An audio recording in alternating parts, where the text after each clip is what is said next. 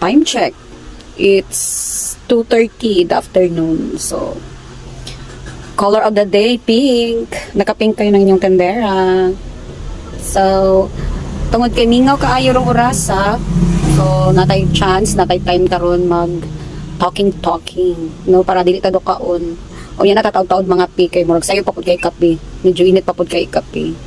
So, time na po dato ni no para itumbago na to tong isa sa pangutana sa ato ang kasari. Isa na nag-comment siya sa ato ang sa isa sa atong video nga gi-upload, nag-comment na siya no nga nangutana na siya nga diri ba daw nako ginakuha tanan ang ako ang mga expenses tanan-tanan na daw. So, akong tubag is yes, diri na gyud tanan sa kuwang tindahan. Bali mo na ni siya nag-serve kumbaga bread and butter na namo ni siya no. So, mo na gyud mo ang hanap buhay.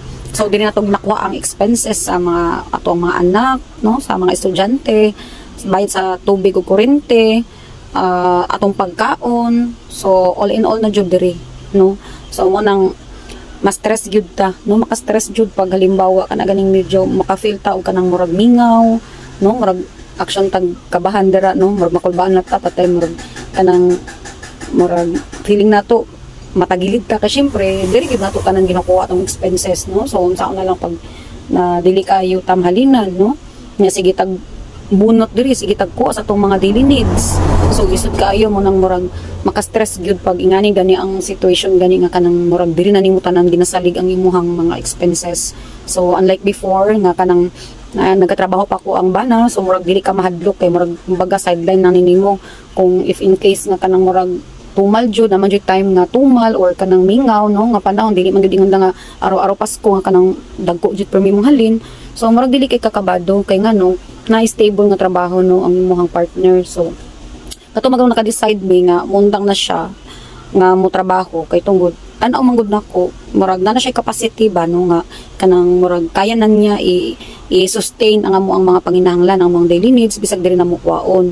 So mao lang na siya murag hadlok lang pud gyud kung baga og halimbawa maabot ang time nga murag mingaw no, murag kanang action kag tagilid kay syempre wala kay backup no nga kanang sa financing bako og matagilid ka kay kanang nang dili mo ganato matagan ang dagan sa panahon sa negosyo no. Usahay takabalo na imo kompetensya sa imuha. So kana dili naman gyud na siya ingon nga kanang kuan normal naman gyud na siya sa negosyo. So kana dili nimo na siya kanang mapugngan kumbaga dili nimo kontrolado ang sitwasyon.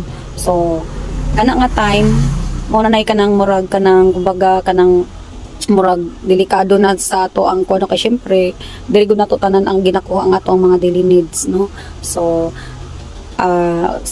dati manggod katong gamay pa mong tindahan, syempre makita man gyud nimo nga dili pa kumbaga dili pa niya kaya ba i-sustain ang imuhang panginahanglanon sa imong pamilya sa mo tong naningkamot jud akong partner ka magtrabaho.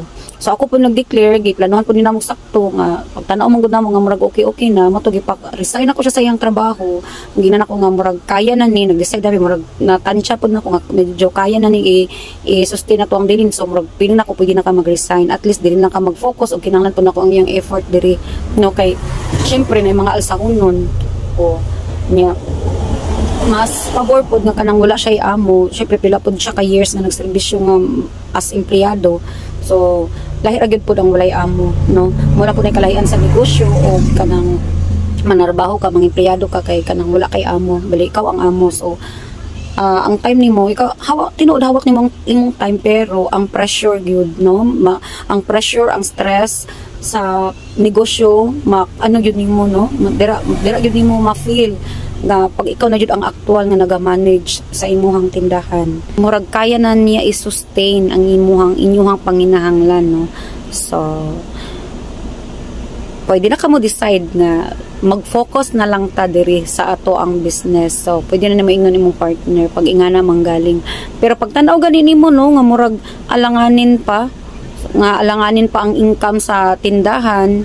So ayaw lang sa make it sure gyud nga kinahanglan masustain gyud ang panginahanglan ninyo. So kung kamo pod mismo nga kuha dira og mga kinahanglan ninyo sa tindahan dapat kontrolado lang gyud no kung unsa lang gyud tong mga basic needs.